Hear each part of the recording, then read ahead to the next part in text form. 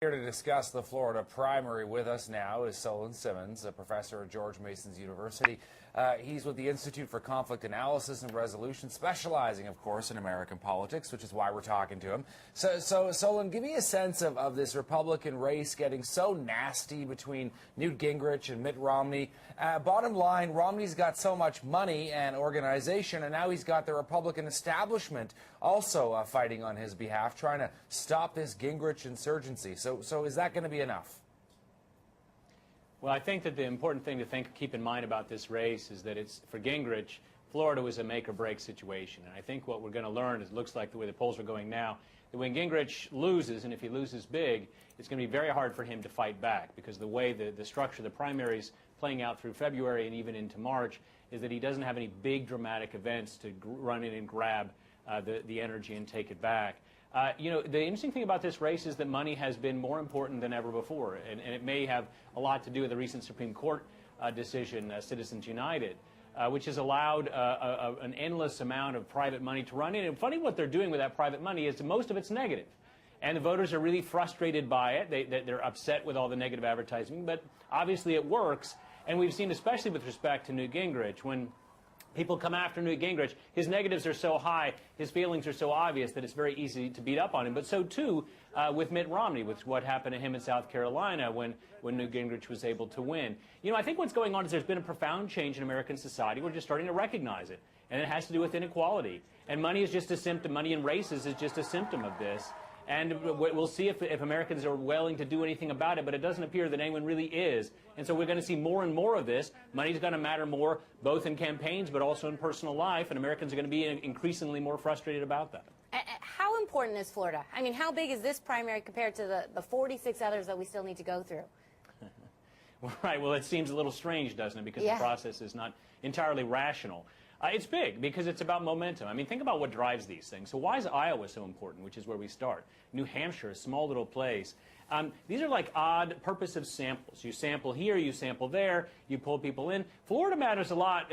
Also, one, because it's early and it generates momentum, and there's no way to pick up through February most of this for Gingrich to pick up momentum after. But it matters also because it's very diverse, whereas South Carolina was not so diverse. I mean, it's a very specific kind of electorate. In Florida, you've got 10 big media markets, you've got all kinds of races and ethnicities, you've got different kinds of industrial settings versus agricultural settings. You've got all the range of America. And it's also a swing state. It's a state that goes either way, and you have to win Florida to win. So I think that the fact that Gingrich couldn't play well there doesn't say much for his campaign, and it says a lot for Romney. But again, it's against Gingrich, who's nothing like the president, Barack Obama. And I think that we don't know anything about what will happen there on the basis of this.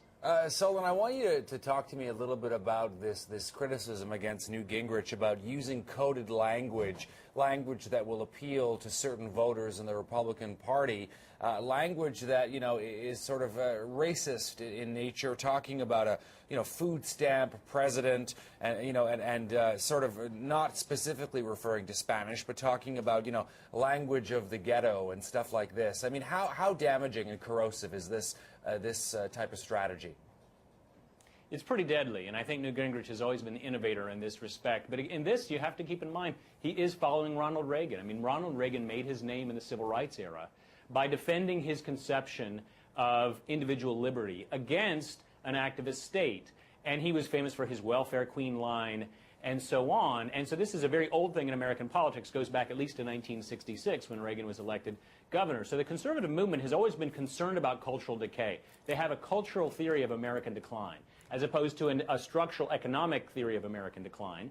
And so I think, in a sense, you see the emergence, the reemergence of this kind of critique, this sense not only about African Americans or Latinos or what have you, but a sense that all Americans have embraced a culture which is a culture of decay, not one of individual liberty and striving, the Protestant ethic, if you will, that gave birth to the American idea. That's the kind of story that Gingrich is playing with. It's fire as well, and we all see that kind of code is very damaging, but it also is energizing. And I think that what he's hoping is he can somehow get those conservatives to purge themselves, if you will, of the racist connotations of some of those associations and codes and come back to some kind of American ideal. He's going to do it strong. And mind you, as an attacker, as an underdog, Gingrich is very strong. I would be a little bit nervous if I were Romney. He should be confident coming out of Florida that he's going to win the nomination. But I think he ought to be very nervous about what kind of damage Gingrich can do to him. And it seems that Gingrich is not afraid to get personal as well. He might say, look, I may lose, but you won't win. And I anticipate something like that over the next several months, all the way maybe through June. So I want to ask you about these debates. There have been so many, something like 19. There's still so many more states to go. Should we be expecting a debate in every state?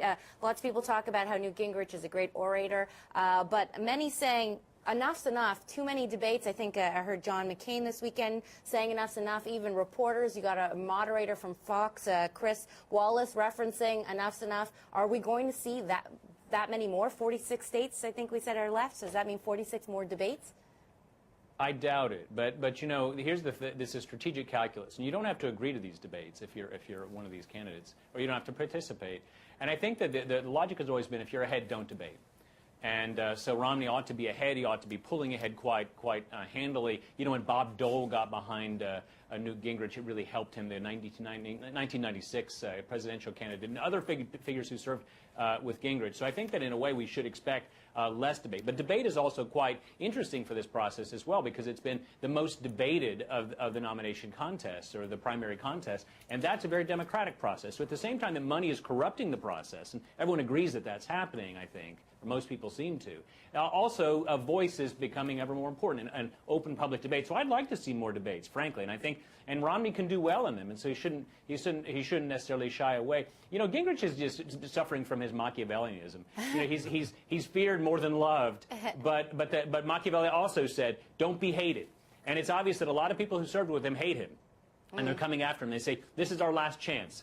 And so, you know, I think that's the way to see what's going on with Gingrich. He's a savvy player, and I don't expect him to go away. Just one last question. Nevada, that's next, I believe. So what's the makeup of Nevada compared to Florida? You were talking about Iowa and South Carolina. What's the makeup of Nevada politically? Well, it's the great western state. It's sparsely populated. I mean, obviously famous for its casinos. And, you know, Gingrich is we talk about money. Gingrich got his money from a casino, the Venetian casino owner, primarily, that kept him alive, and it helped him to buy, if you will, South Carolina, as much as Romney's been buying Florida. Nevada, I mean, you know, you have a fair amount of conservatism, but, you know, Romney did quite well there last time, so people expect him to pull away. And it's a caucus. It's a kind of a different process. Favors organization, doesn't favor the big ideas and the public pronouncements. It's much smaller media markets as well, more concentrated. That most of the land is not arable and people can't live in it. So you have it's an easier thing to do, but at the same time, these kinds of these different processes probably favors Romney heavily. Solon Simmons with George Mason University. Thanks very much for your time, Solon. All right, thank you.